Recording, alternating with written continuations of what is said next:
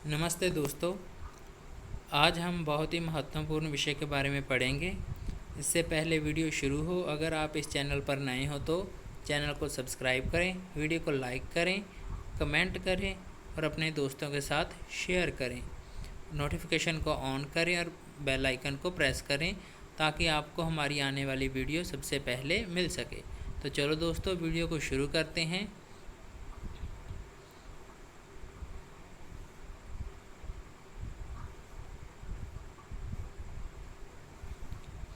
प्यारे बच्चों, क्या आप जानते हैं कि ये क्या है? शाबाश बेटा, ये है रेडियो। तो इसी के साथ आपकी स्क्रीन पर एक और चित्र दिखाई दे रहा है। क्या आप जानते हो ये क्या है? शाबाश बेटा, ये है सरकारी चैनल दूरदर्शन। इसे डीडी नेशनल भी बोलते हैं। तो इसी प्रकार आपकी स्क्रीन पर एक और चित्र दिखाई दे रहा है। क्या आप जानते हो ये क्या है? शाबाश बेटा, ये है टेलीफोन। तो इसी के साथ ही एक चित्र और स्क्रीन पर दिखाई दे रहा है। तो क्या आप जानते हो ये क्या है? शाबाश बेटा, ये है पत्र, चिट्ठी। तो इसी के साथ एक और चित्र स्क्रीन पर दिखाई दे रहा है। तो क्या आप जानते हैं ये क्या है? शाबाश बेटा, ये है टेलीविज़न। तो प्यारे बच्चों, इस स्क्रीन पर दिखाए जाने वाले चित्र के माध्यम से एक व्यक्ति अपने मन के विचार दूसरों तक पहुंचाता है। तो ये सभी एक माध्यम है जिसके द्वारा एक व्यक्ति अपने मन के विचार आसानी से दूसरे लोगों तक पहुंचा पाता है। तो चलो बेटा, आगे चलते हैं। तो प्यारे बच्चों, क्या आप बता सकते हो ये क्या है? हिंदी, पंजाबी, अंग्रेजी, संस्कृत, उर्दू, तेलुगु, उड़िया, असमिया, तमिल, मराठी, नेपाली। प्यारे बच्चों, ये क्या है? शाबाश बेटा, ये अपने अपने क्षेत्र में बोली जाने वाली भाषा है। तो जिसे अंग्रेजी में बोलते हैं लैंग्वेज। तो प्यारे बच्चों, आज हम भाषा के बारे में पढ़ेंगे।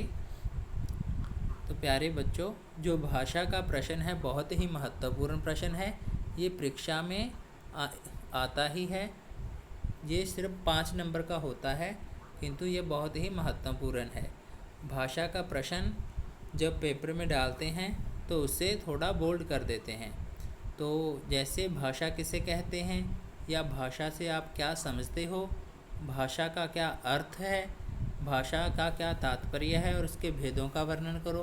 तो ऐसे किसी प्रकार से प्रश्न आएगा, लेकिन उसका जो उत्तर है वो एक समान ही है।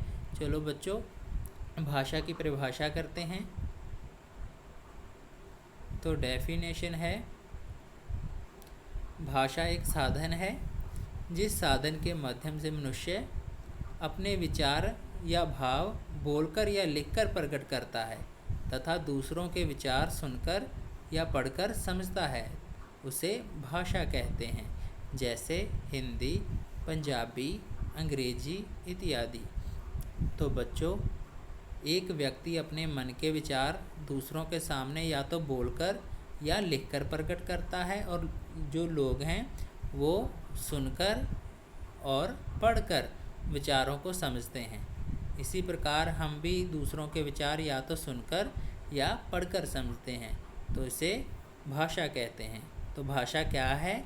एक साधन है जिसके माध्यम से मनुष्य अपने विचार या भाव बोलकर या लिखकर प्रकट करता है तथा दूसरों के जो विचार और भाव हैं उन्हें सुनकर या पढ़कर समझता है। तो उसे भाषा कहते हैं। भाषा के उदाहरण है जैसे हिंदी, पंजाबी, अंग्रेजी इत्यादि, ये भाषाएं हैं। तो आगे भाषा के भेद हैं। तो प्यारे बच्चों, भाषा के 2 भेद हैं, मौखिक भाषा और लिखित भाषा। मौखिक भाषा को अंग्रेजी में बोलते हैं ओरल लैंग्वेज, और लिखित भाषा को अंग्रेजी में बोलते हैं रिटन लैंग्वेज। तो भाषा के 2 भेद हैं, मौखिक भाषा और लिखित भाषा। तो प्यारे बच्चों, अब हम इन भेदों का विस्तार पूर्वक वर्णन करेंगे। नंबर 1 पर है मौखिक भाषा, ओरल लैंग्वेज। मुख से बोलकर विचारों को अभिव्यक्त करने वाली भाषा मौखिक भाषा कहलाती है। दूरदर्शन, रेडियो, टेलीफोन इत्यादि पर बात करना मौखिक भाषा के उदाहरण हैं। तो प्यारे बच्चों, जो मौखिक भाषा वह है जिसके माध्यम से एक व्यक्ति अपने मन के विचार दूसरों के सामने बोलकर व्यक्त करता है और दूसरों के विचार सुनकर समझता है, तो वो है मौखिक भाषा। तो इसे की जो उदाहरणें हैं जैसे दूरदर्शन, रेडियो, टेलीफोन इत्यादि सभी मौखिक भाषा की उदाहरणें हैं। तो यहाँ पर सभी व्यक्ति हैं जो अपने विचार दूसरों तक बोलकर पहुँचाते हैं और सुनकर दूसरों के विचार समझते हैं। तो आगे है लिखित भाषा। तो लिखित भाषा है लिखकर विचारों को अभिव्यक्त करने वाली भाषा लिखित भाषा कहलाती है। पत्र, समाचार पत्र, पुस्तक, शिलालेख, शामपट पर लिखना इत्यादि लिखित भाषा के उदाहरण हैं। तो प्यारे बच्चों, जब एक व्यक्ति अपने मन के विचार या भाव दूसरों के सामने लिखकर व्यक्त करता है तो उसे लिखित भाषा कहते हैं। जैसे पत्र और समाचार पत्र के जरिए कोई भी व्यक्ति अपने विचार दूसरों को भेज सकता है। और जैसे समाचार पत्र हैं, समाचार पत्र जो संपादक महोदय हैं वह प्रेस में प्रिंट करके समाचार पत्र को हमारे पास भेजते हैं और उनके विचार हम समझते हैं। तो इस प्रकार लिखित भाषा है लिखकर विचारों को अभिव्यक्त करने वाली भाषा लिखित भाषा कहलाती है। ये एक व्यक्ति अपने विचार लिखकर दूसरों के सामने व्यक्त करता है और दूसरों के जो विचार हैं वो पढ़कर समझता है, तो ये है लिखित भाषा। तो ये थे साधारण रूप से जो भाषा के भेद थे वो दो थे, मौखिक भाषा और लिखित भाषा। इसके अतिरिक्त व्यवहारिक रूप से भी, जो व्यवहारिक दृष्टि से देखें तो ये 4 प्रकार के होते हैं। वो कौन कौन से हैं? नंबर 1 मातृभाषा, जिसे अंग्रेजी में बोलते हैं मदर लैंग्वेज। नंबर 2 है राज्य भाषा, जिसे अंग्रेजी में बोलते हैं स्टेट लैंग्वेज। नंबर 3 पर है राष्ट्रीय भाषा, जिसे अंग्रेजी में बोलते हैं नेशनल लैंग्वेज। नंबर 4 पर है अंतर्राष्ट्रीय भाषा, तो इसे अंग्रेजी में बोलते हैं इंटरनेशनल लैंग्वेज। तो बच्चों, व्यवहारिक दृष्टि से भाषा के 4 रूप होते हैं। नंबर 1 मातृभाषा, राजभाषा, राष्ट्रीय भाषा, अंतर्राष्ट्रीय भाषा, ये 4 रूप हैं। तो चलिए बच्चों, अब हम इन रूपों का विस्तार पूर्वक वर्णन करेंगे जिससे आपको ये अच्छे से समझ आ जाएंगे।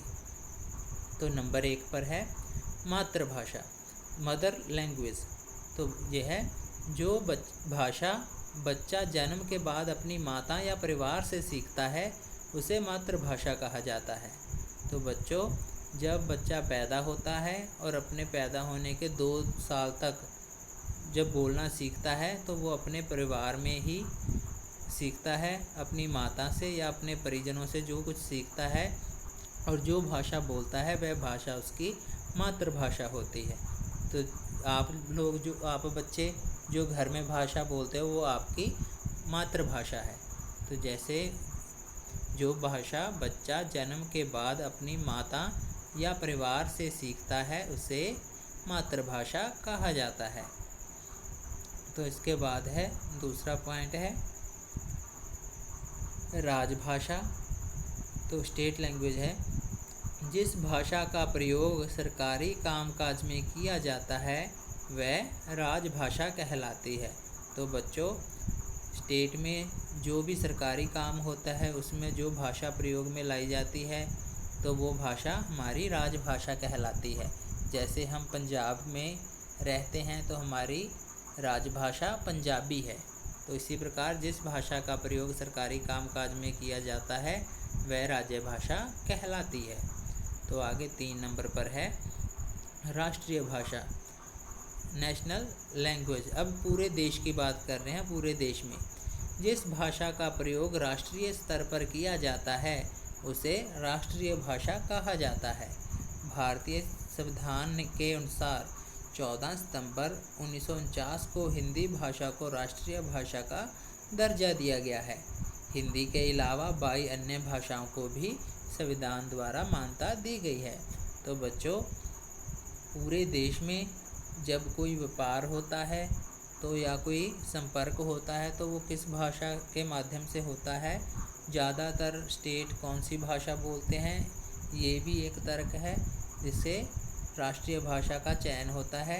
तो 14 सितंबर 1949 को हिंदी को राष्ट्रीय भाषा होने का दर्जा दिया गया है। तो हिंदी हमारी राष्ट्रीय भाषा है।